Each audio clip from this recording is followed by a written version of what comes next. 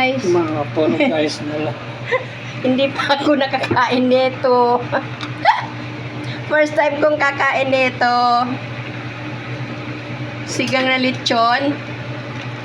Oh, mamaya pakita ko yung finished product niya. Sigang na lechon.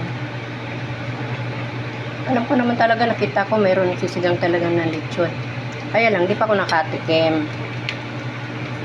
Ako doon sa labas, siya rito sa loob. Kasi ako nagkapaksiw.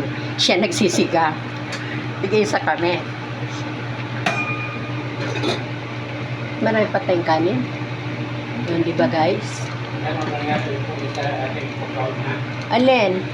Naputol yan na ewan ko kung ano nangyari dyan. Baka naapakan o naupuan. Kasi pabenta din. Ewan ko lang. Ako konti lang makain. Meron akong pandikit. Tatay, marami pa tayong lamig na kanin. Hanapin mo.